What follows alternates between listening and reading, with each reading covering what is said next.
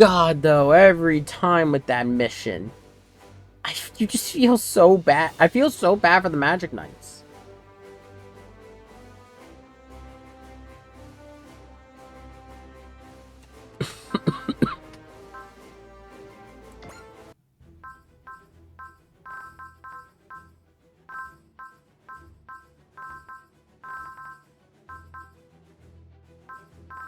That, let's check in with the brave spirits.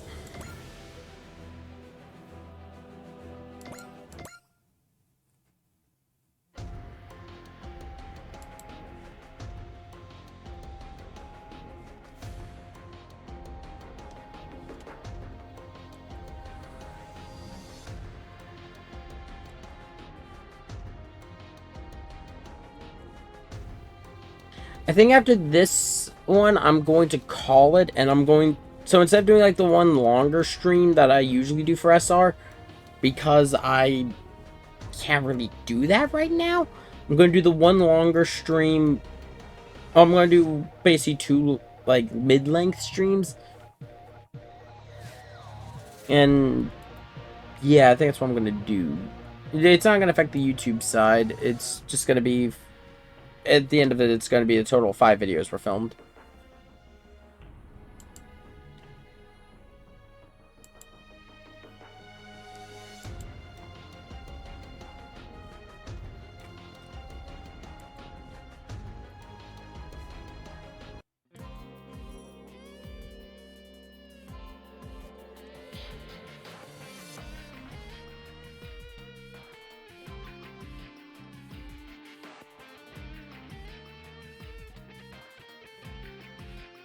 The other day, we gotta remember, he is still just a kid.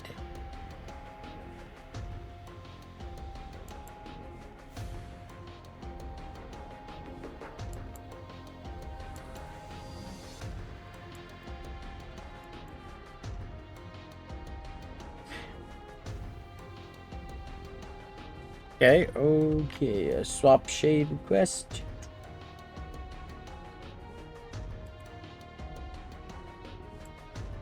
Which one?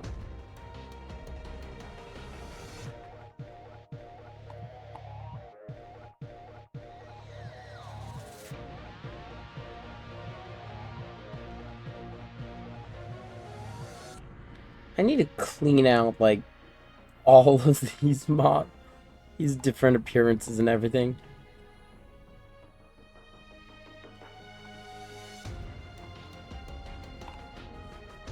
You know, let's go back to an old appearance.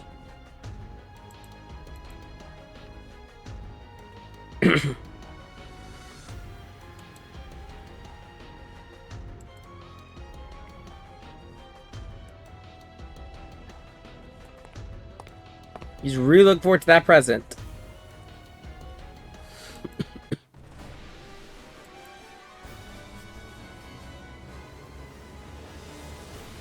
Victim O. Rand, the AI engineer for Excellent Inc.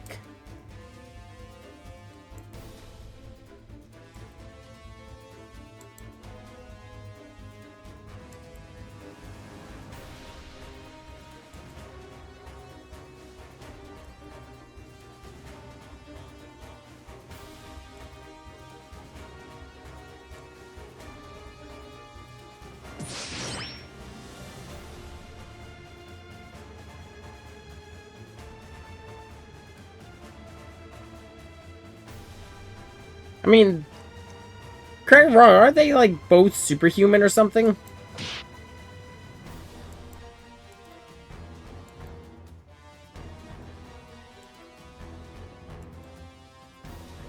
I don't know if, like, any of their physical, like, attributes are stronger than a human.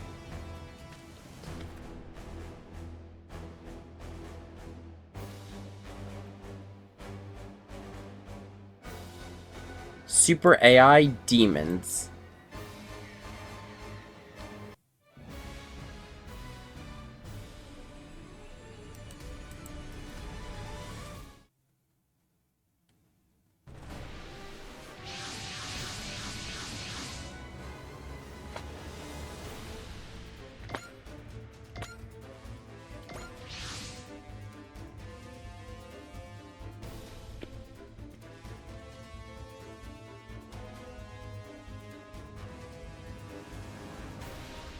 No way, it's a bluff.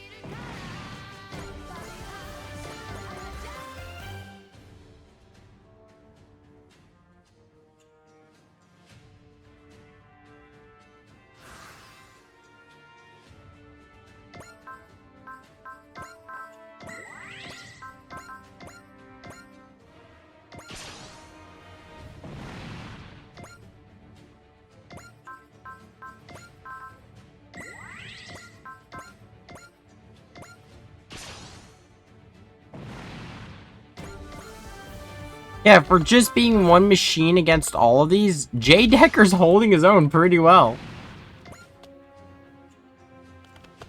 May I introduce the Chieftains? Now those are robots with super AIs.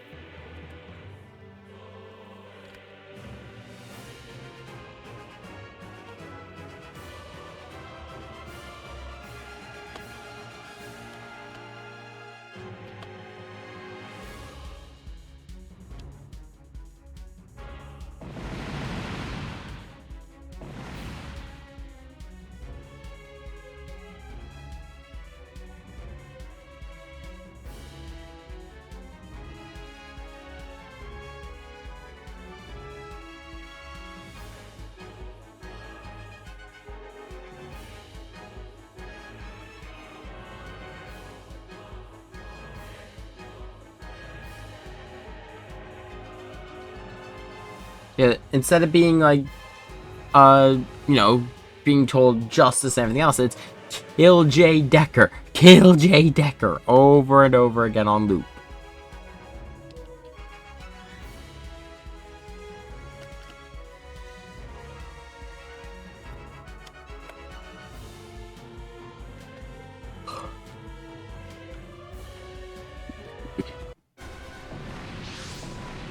No shit, there goes Gunmax.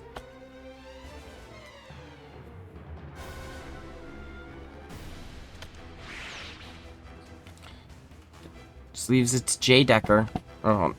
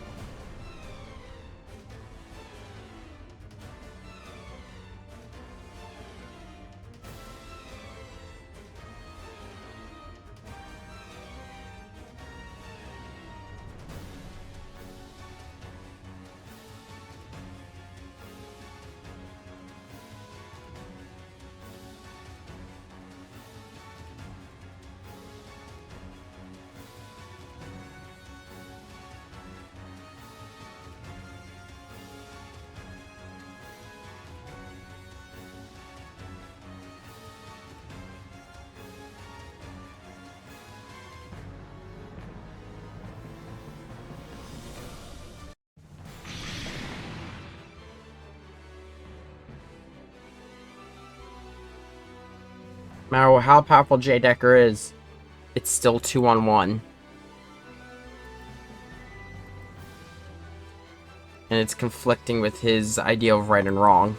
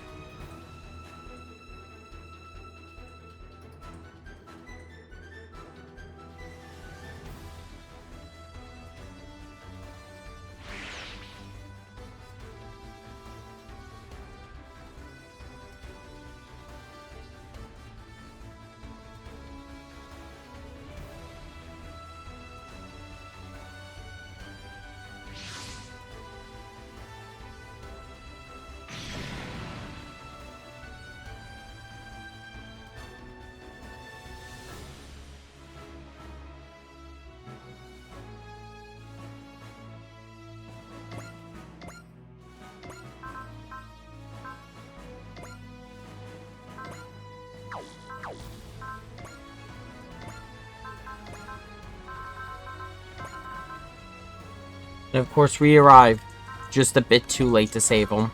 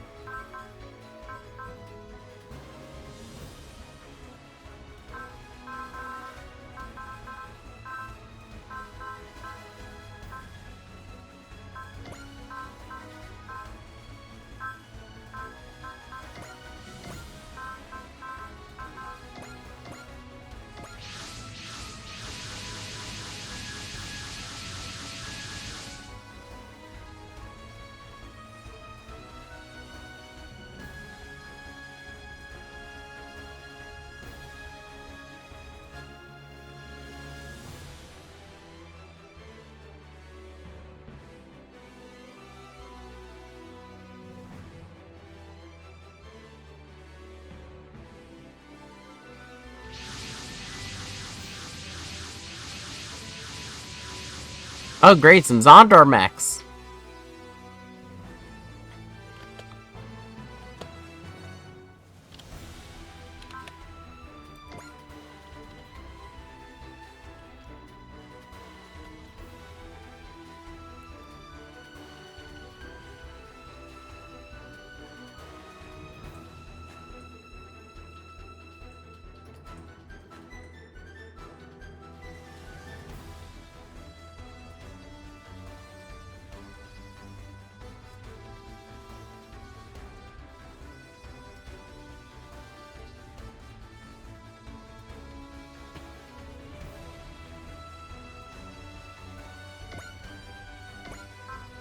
So quickly talk about Duke Fire. As you can see, all Duke Fire's stats, or at least in terms of his score and everything, is just carried over from Jay Decker. Actually, even his ace bonus is Jay Decker's. But he only has 2 weapons, the Firebuster Rifle Mode and Fire Sword.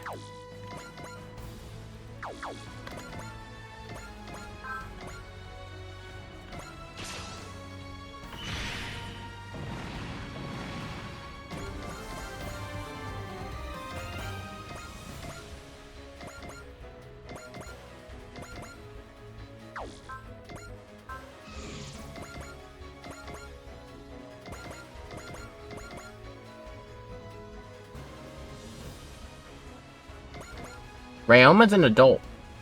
He started as... Well, he started as, I believe, a teenager. Suzaku and Lelouch... Actually, what is Suzaku's age? I gotta double check. Because Suzaku's enlisted in the military.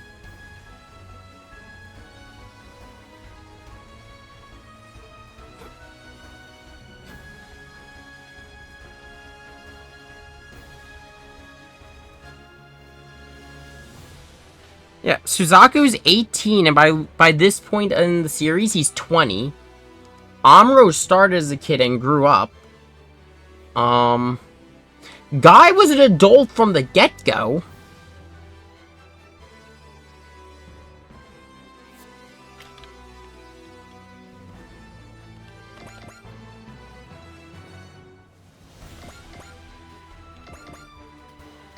Some got into the machines when they were young, but they've stuck with it into adulthood. Banjo from oh god, I can't remember his series name. But which is a shame because we were with him for all of Super Robot Wars V and X. All of the 00 pilots, I believe, were all adults.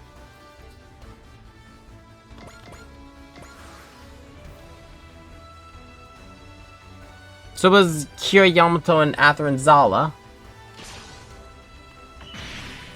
They were like college age.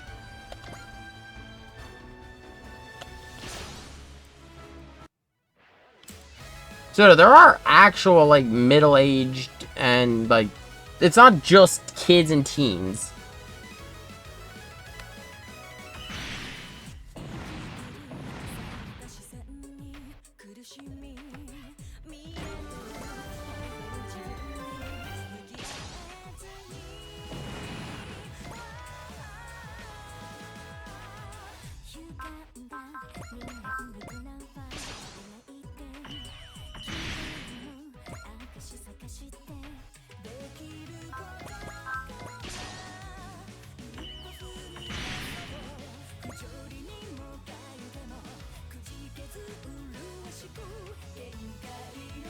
It's just a majority is because especially a lot of like the older mecha anime, it's a lot of like the hot-blooded youth genre, I guess is the best way to describe it.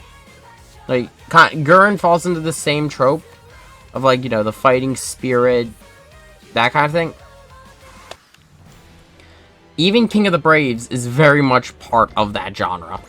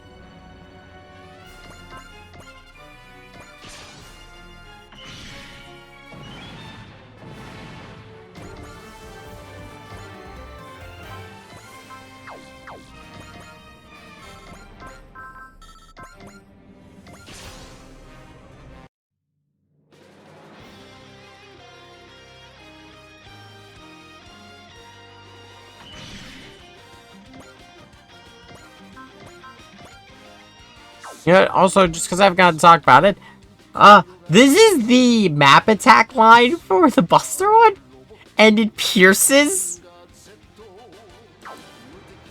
It's really good. It is quite possibly the best map attack in this game for, like, taking out groups of enemies.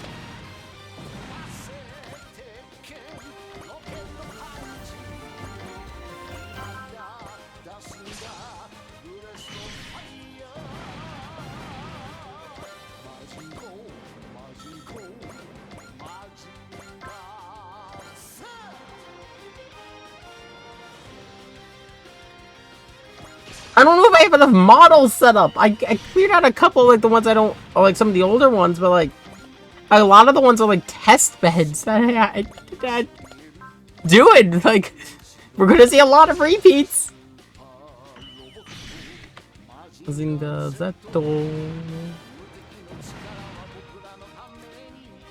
Let's see.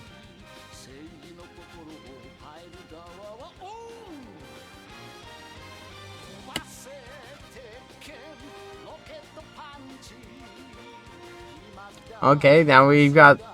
I at least haven't used this one today.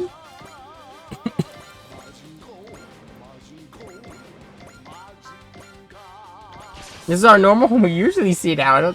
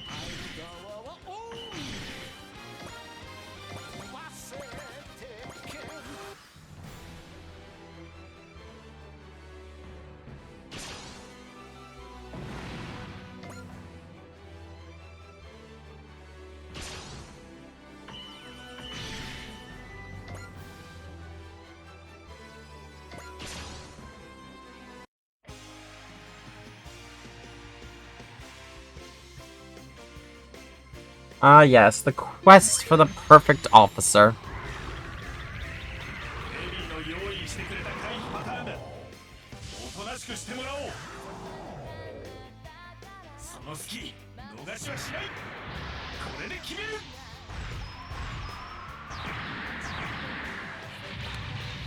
He just has a beam rifle.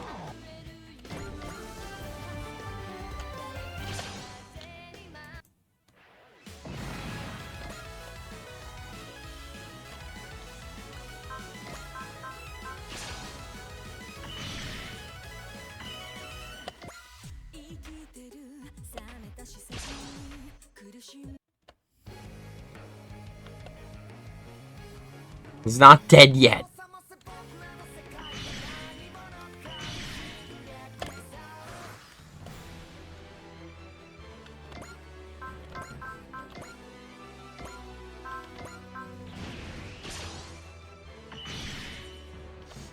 Ryoma now dealing 26,000 damage with Valor.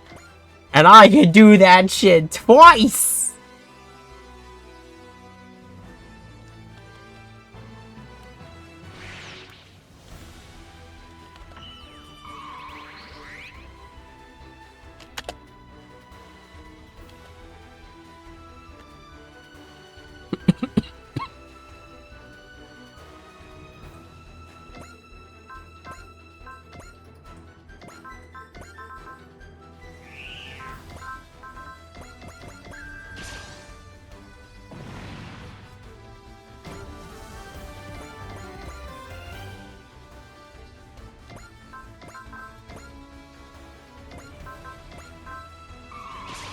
Just to get rid of his persist.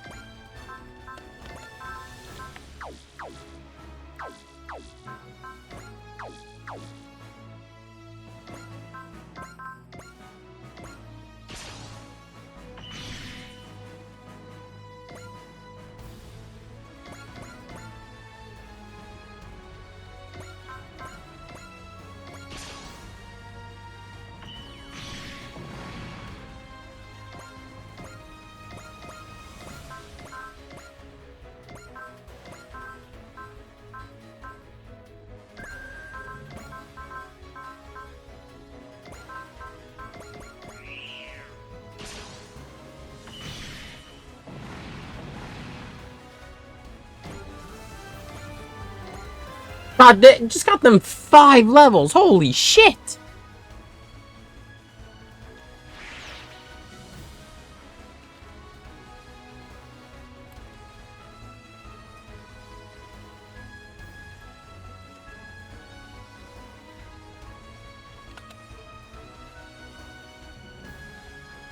We lost Deckard. Robot 1 is defeated, and Robot 2 gallantly swoops in to replace it. It is a classic among classics. But this was a friend. Look, even even seeing a trope come to life isn't making Ernie happy. We've just had like two levels that hit hard back to back.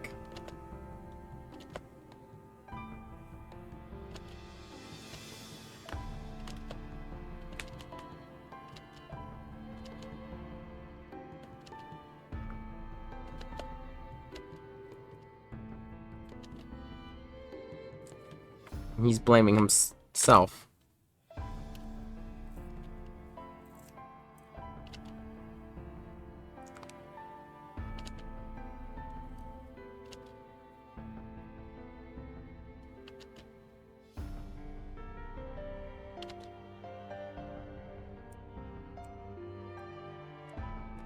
Well, fuck you!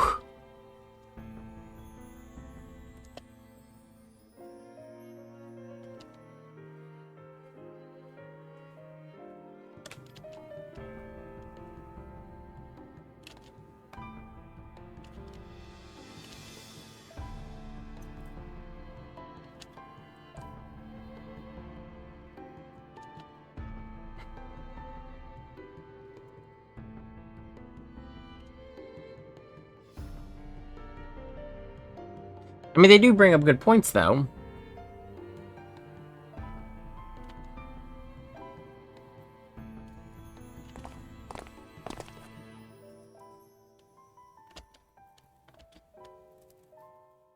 Wait, what?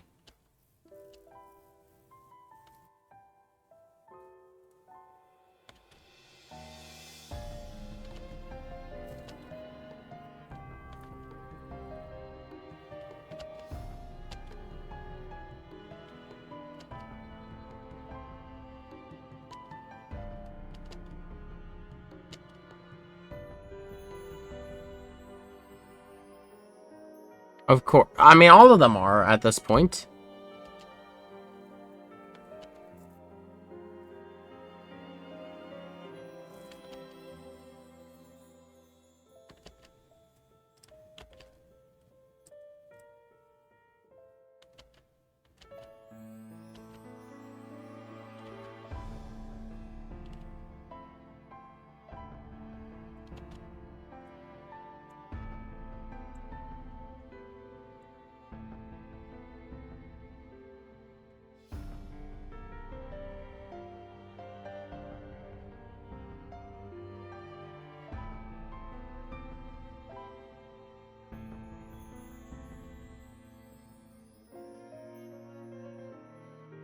Yeah, he seems to have figured something out.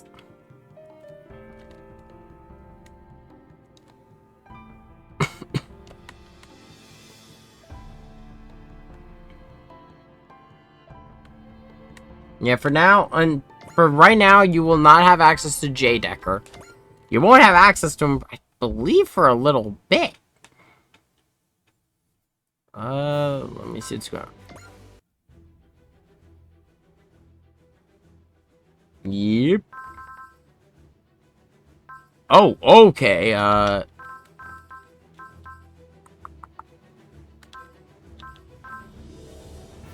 you know what?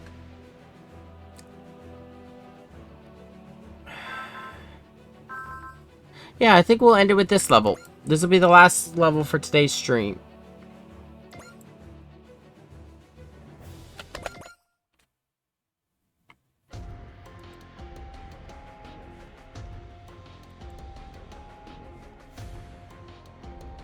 End it with a Sakura Wars level.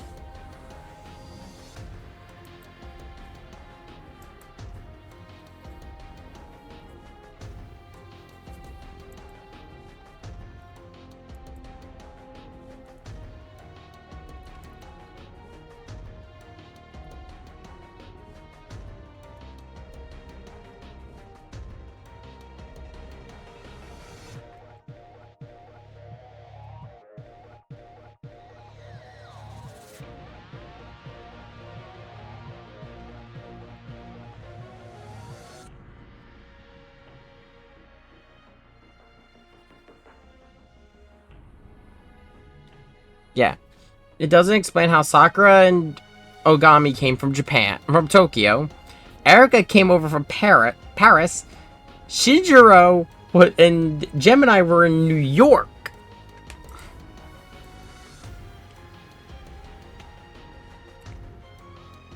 And they were all in their machines.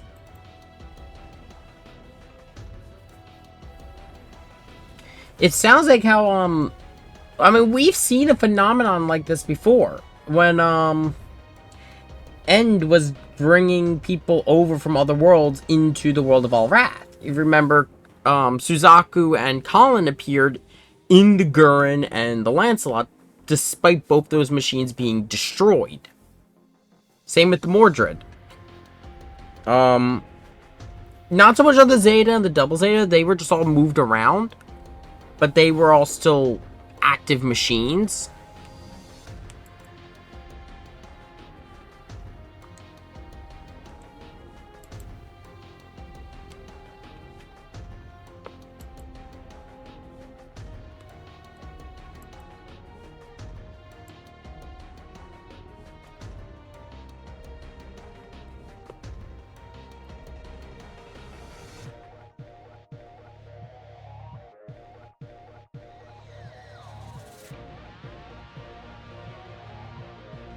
There it is. As it wouldn't be like it wouldn't be the wildest thing. I mean, how the monsters of fear were being created by the anxiety, because this world is just a giant ball of anxiety. I mean, think about the last few years, even leading up to the miraculous year of peace. There was Char's counterattack, Laplace's box, Lelouch, the Hell Uprising, everything but Satomi. The Walgura were at the edge of the space and were making themselves known. The Claw was fucking around, but he wasn't a big deal at that point. Robot crime was on the rise. There was a lot of shit going on.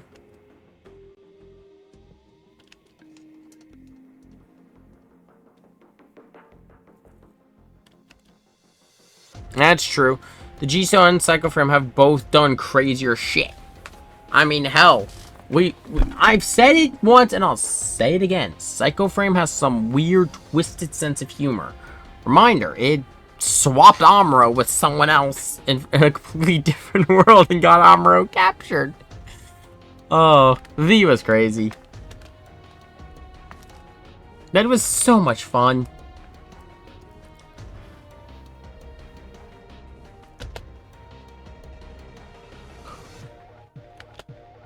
Oh, we're talking about the multiple world theory. Why do I smell copper? Still makes more sense to BlazBlue.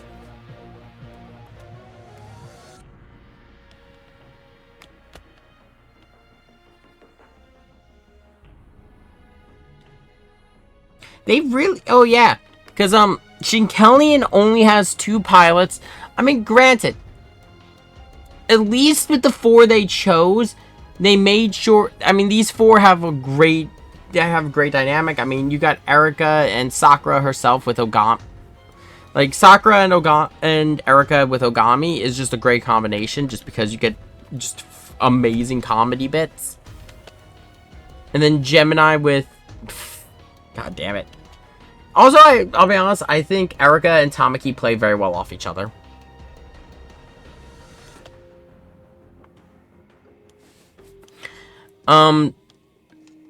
Shinkelian, I'll be honest, like, as much as I would have liked seeing him with the rest of his group, I kind of feel the same way about Ernie in this, where they would be able to hold up a representation by themselves.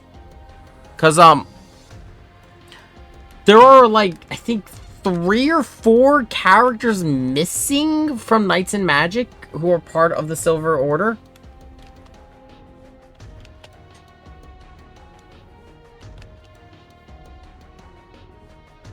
Hatred, resentment, and lingering grudges of our world are able to pass beyond our world's boundaries and reach the demons in his world.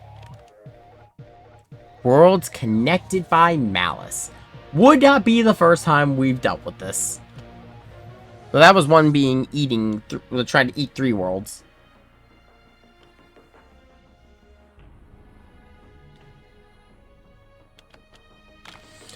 I would have... Okay. I want this... If I can be completely honest. While I don't think we needed Evangelion in this game, for all we know, I think based on release windows, 3.0 plus 1.0 came out right around when this game was in probably in late stage development. So, you know, where all the contracts already been signed, they already said these are the series in this, we're not adding more right now. I would have liked to see Eva in the DLC, but you know what? If we were to have Evangelion, it wouldn't be 1 or 2 units. It would be Shinji, Asuka, Rei, and Maria, or Maya, or whatever the Psycho bitch.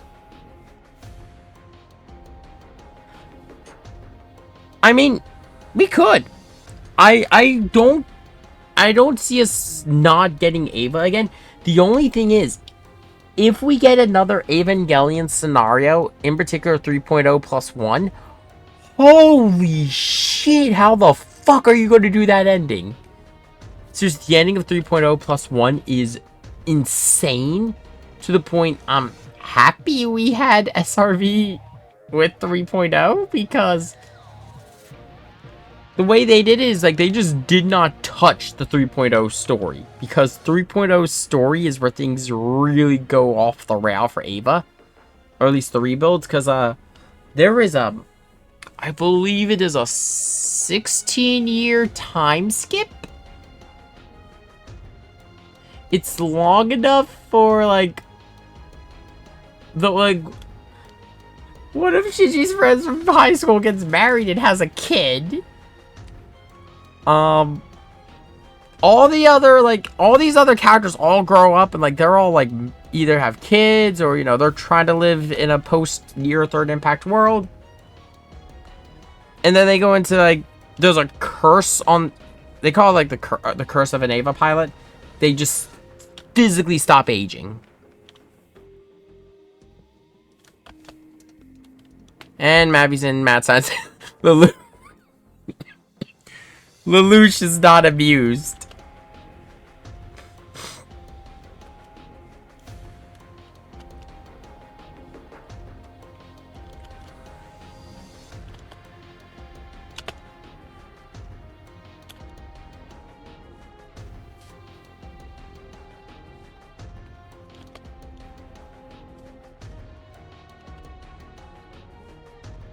Well, we know she's been into the occult because she was reading that one story right before we met. We had the one mission where we met where we saw Shikelian, we saw Scope Dog, and the rest of them for the first time.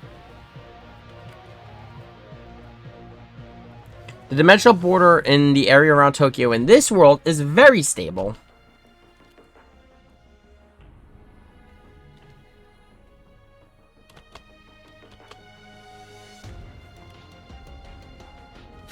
Kanazawa is a very unstable location.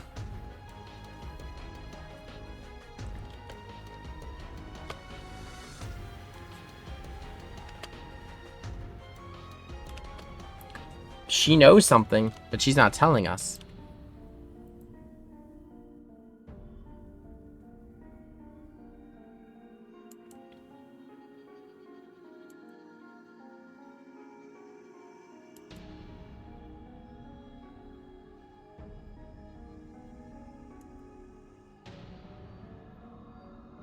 Yeah, they figured out too. While their worlds might be connected by like this string of malice, how the fuck were they connected in the first place? Why the fuck were these characters brought over?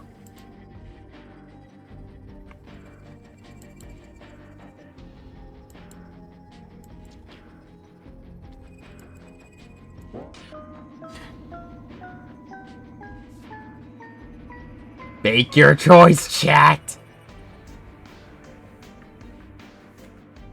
Flip the... I shall flip the almighty coin.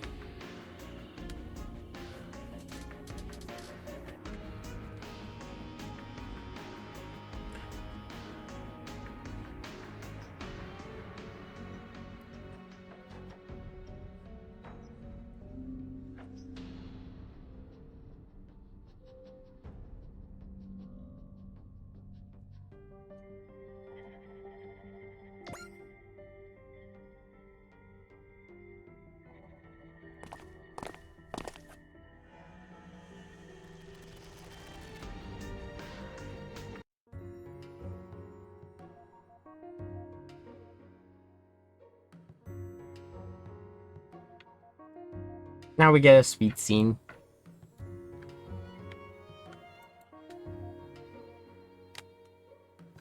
They might be the leaders of the group, but like, seriously, they could ask any other team leader in this entire fucking group, and none of them will tell them that they have to bear these burdens alone.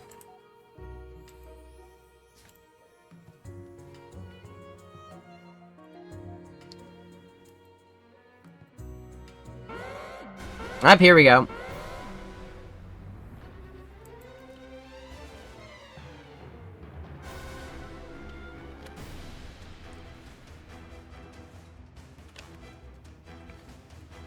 It's almost as if they're... Yeah, because every time a boundary is hit that's brought someone's right as we approach.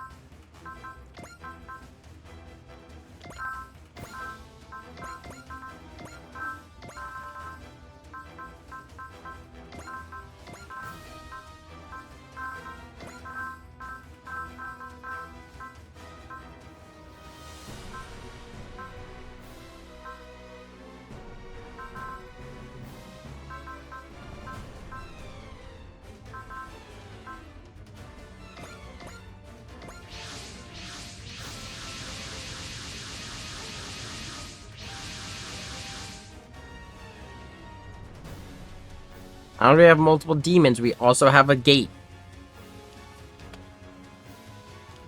Yeah, a sustained DBD. This is not something we've seen before.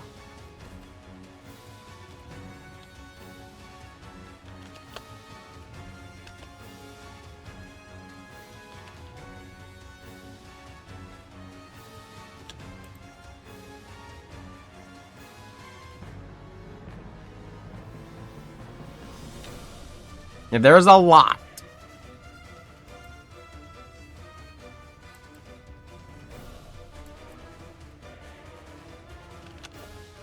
Human people can't let the anger of the dead win. That's something a lot of Gundam pilots would be familiar with, especially one in particular.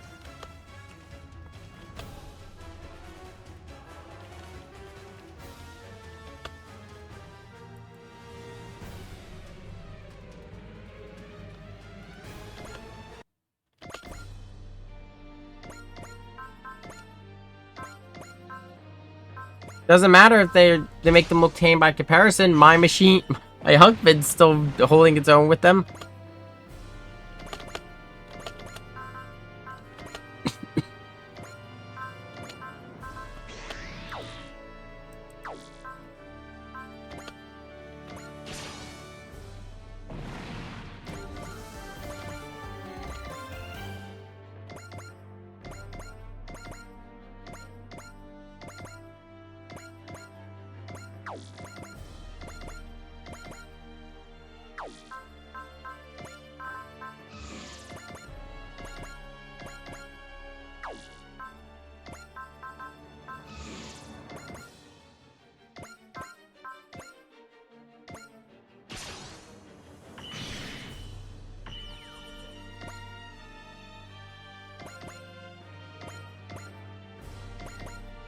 I kind of figured Suzaku wouldn't be one-shotting.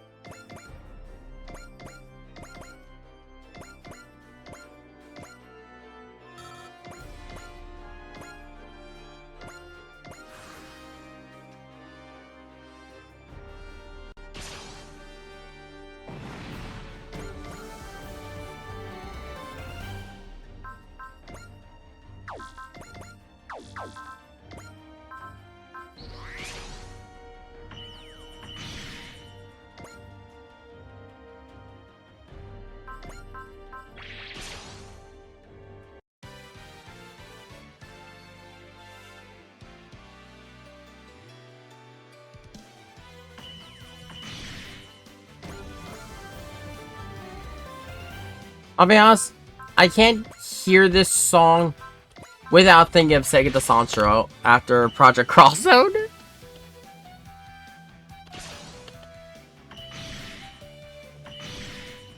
I actually was playing that again recently. God, that is something I would actually really like to stream. Just because that game's in the same spot as a couple of other games I've been streaming recently, where it's really damn hard to find a copy of it now. So I wouldn't mind sharing its story with everyone. Like, to give you an idea, if you've never played Project Crosszone 2, how insane its story gets at one point. Okay, the sequence of events goes as this. You end up in an asteroid that's like in orbit around a planet for Xenosaga. You go from there into cyberspace from Mega Man. From there, you go into the world from Dot Hack. You end up specifically in the cathedral. You get out from there, end up in the cathedral from Resident Evil 6. You go underground there where the lab is supposed to be. You end up on the Queen Zenobia from Resident Evil Revelations, which then ends up at the island from Devil May Cry 1. Which, the only way they make it get crazier is you have the Unknown from Tekken, a bunch of other demons and everything else. Dante shows up, and with Angelo from Devil May Cry 1, And he goes like, oh, I'm trying to exert. Well, hell of a party this is. There's no pizza. All the women are weird. And there's no... It's going to take something really crazy to knock my socks off. And fucking Virgil comes out of a door. And it's specifically Devil May Cry 3 Virgil. And anyone who knows Devil May Cry story knows why something I said is just completely batshit insane for Devil May Cry.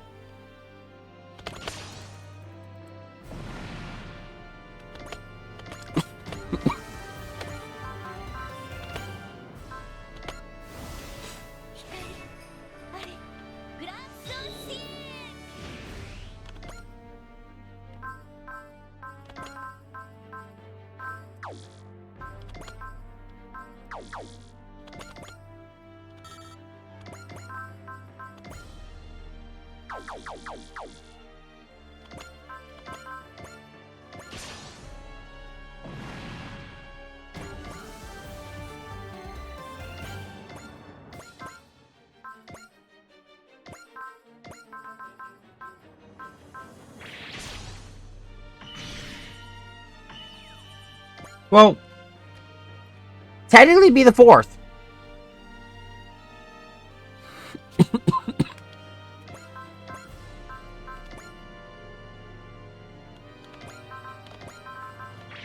Yeah, if we were to get a Project Crawl Zone 3, it would have technically been the 4th in the series. Because you had Napco X Capcom, Project Crawl Zone, and then Crawl Zone 2. I'll be honest. I kind of wish we would get them re-released. Mostly just because... Like, get me a full collection of all 3. Because Napco X Capcom never came to the States.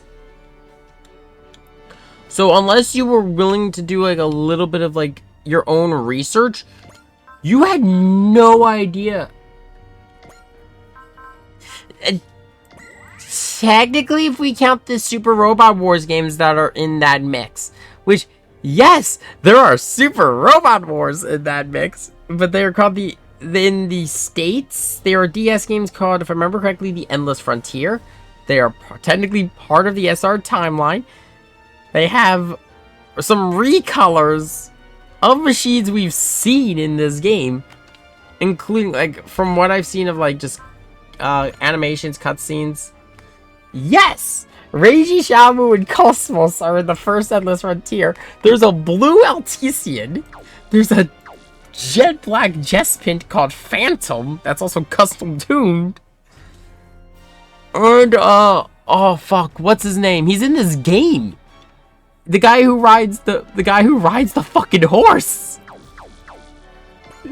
He's in it. I cannot stress how fucking crazy this game gets. It is, yeah, no, it is a separate timeline. Yes, I won't deny that, but like, there are some characters.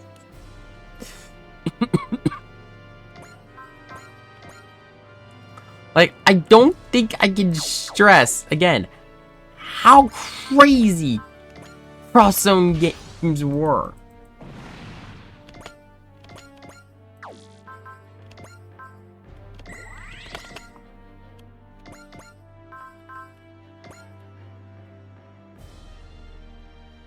Yes, God. Like, don't get me wrong. I honestly think one of the reasons we'll never see those games again.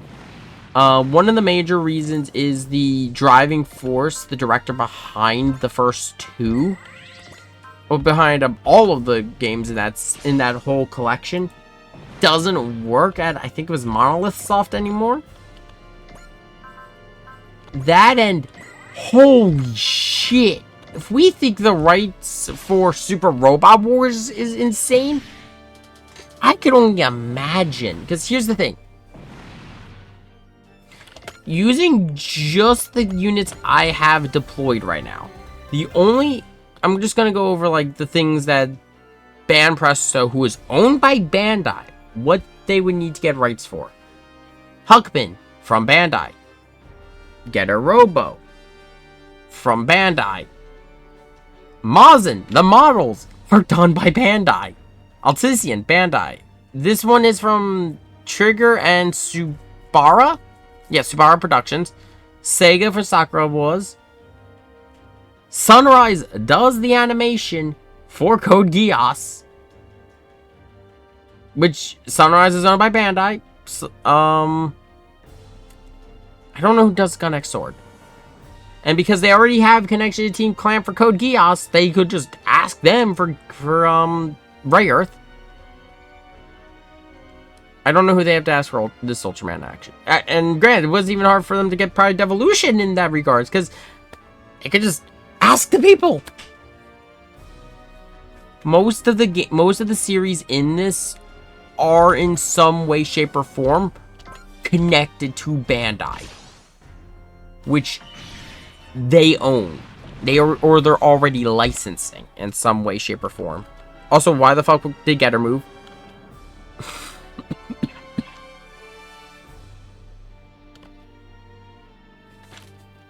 Well, I guess this is goodbye to the Sakura Wars crew. Oh, great!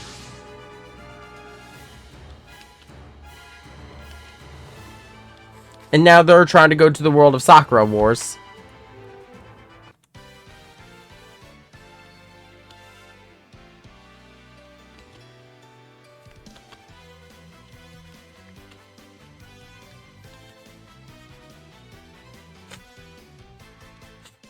Yeah, because Namco vs. Capcom was probably easier to manage because that was just Namco, Bandai, and Capcom. That was all stuff in-house between the two companies. When you went into Crossover, you had Namco, Capcom, Bandai, and also with the fact that some of those series that they used, especially in Cross Zone, they had to get permission from Sony, in particular Cosmos. And then to go a step further, you had oh god, when you got to Cross Zone 2, granted, Nintendo was already had the exclusivity rights, I guess, for Cross Zone, so they didn't even have to do much of a reach to get Fiora, Metal Face, and Crom and Lucina. But like, there were so many that, oh, it fucking had Darkstalkers. Cross Zone acknowledged the fucking Mega Man stuck on the goddamn moon. They showed more love to Mega Man there than Capcom had in years.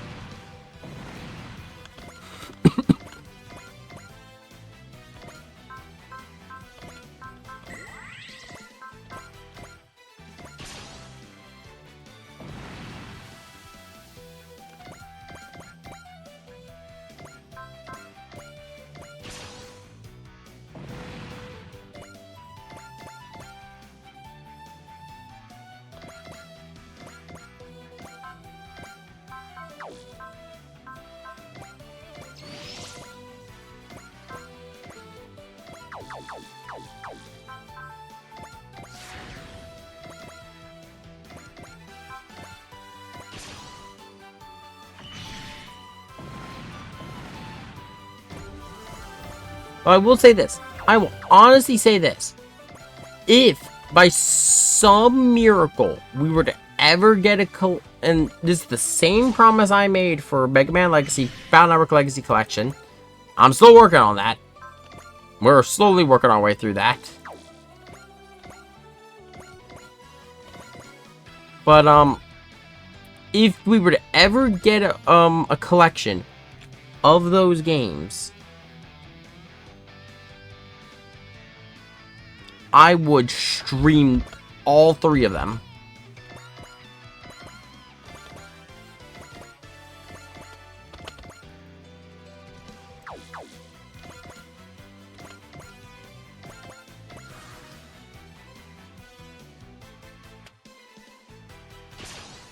And I'll be honest, I owe a couple series I actually enjoy now to Cross Zone. In particular, God Eater. Like, I would never... I had heard of God Eater in passing, but I knew nothing about it. Resonance of Fate, I had never even heard of before Cross Zone. And my god, I love that game now.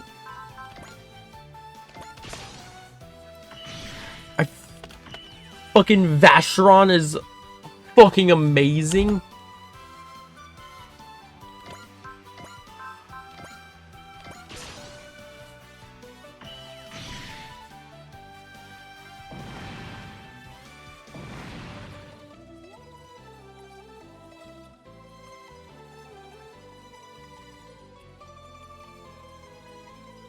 Like, it is like, in all honesty, with what I was deciding after, like, I loved the characters of Resonance of Fate when I first played Cross Zone, and then I loved them even more in Cross Zone 2. When I started looking into, like, do I actually want to try Resonance of Fate? I picked it up on sale, but then, like, I'm watching cuts from it. One of the first things I stumbled across was the grape scene.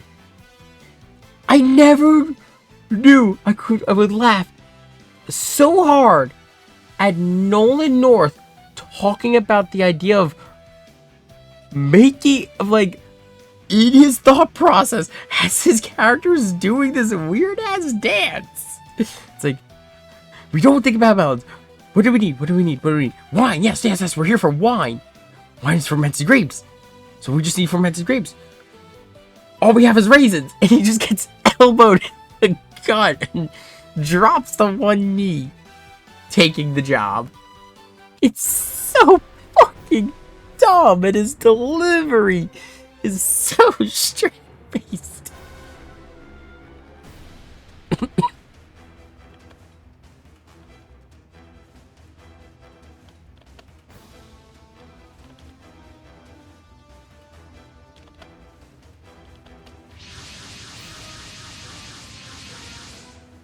Oh, great, we got more.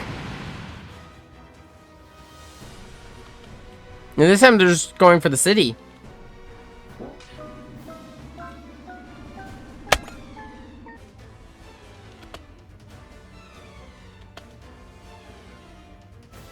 And of course, they are still the Imperial combat revenue. Does not matter what world it is, they will still defend the city.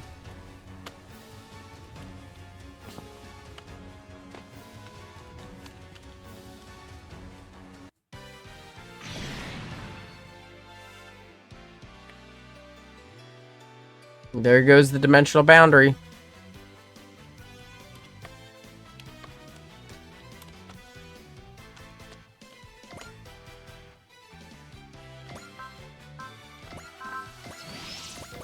I mean, we're not surprised. They aren't going to take away units from us.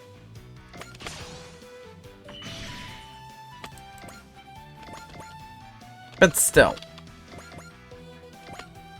It is very much in character for them to do that.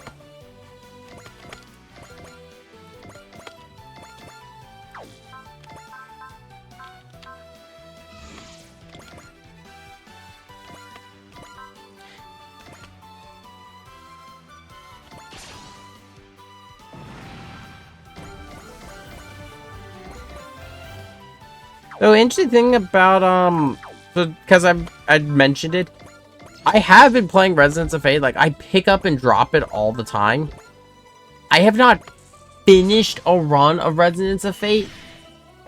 I'm trying to remember where I last left off this time. I had just got everyone over the coal. Which, holy shit, fuck that chapter. For those who have never played Resonance of Fate, like, Resonance of Fate has this huge emphasis on a 3-man team in terms of combat. And for an entire chapter, they limit you to two team members and have a very annoying boss fight. There's a trick to make it easy. Once I knew that trick, I fucking hated it. It is my least favorite chapter.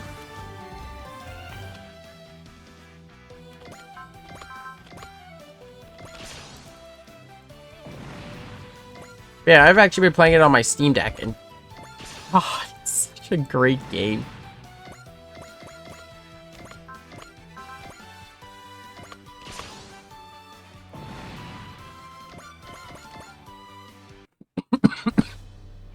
Yep, Ogami's group is staying here.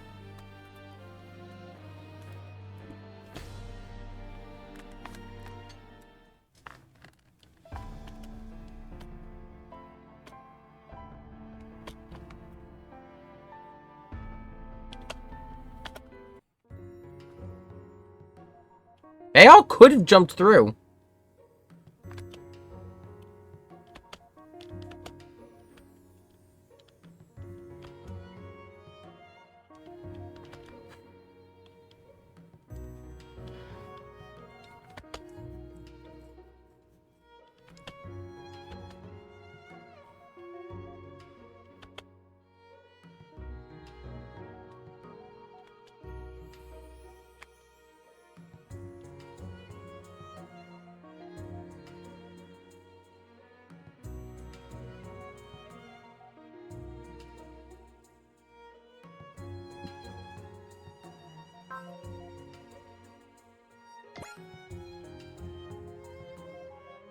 We can assume it's the Quest Stars or it's someone else.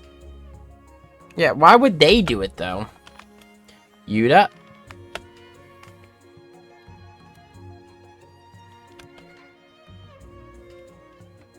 They have been hunting down everyone who's come through a DBD.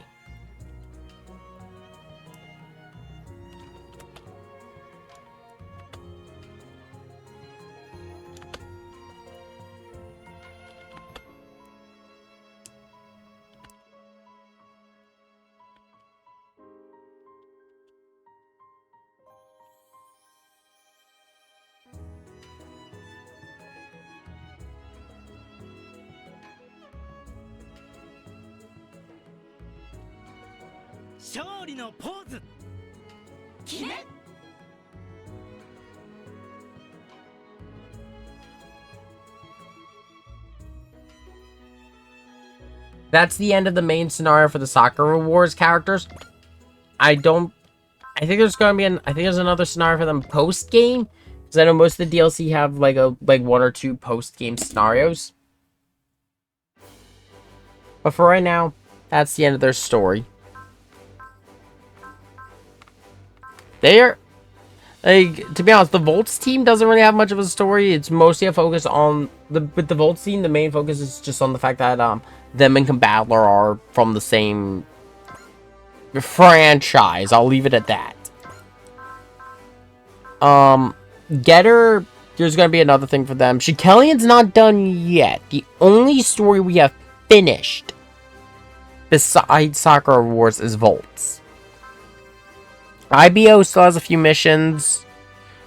I'm talking strictly for post-game DLC. Actually, I'm curious about something.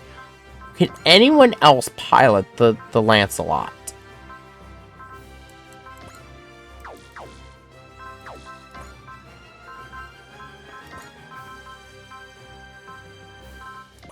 Nope, only Suzaku. Okay, I was curious. I just wanted to see. Shirko doesn't really have anything. Ultraman's got one more scenario left.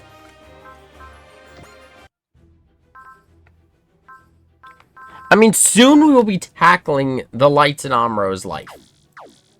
Which, oh boy, that is a scenario. That's going to be a scenario to talk about.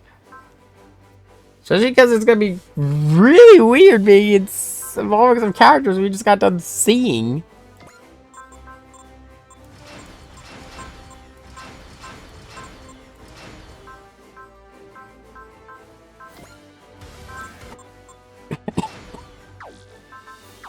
There's a reason I'm upgrading that machine. It will make sense next stream.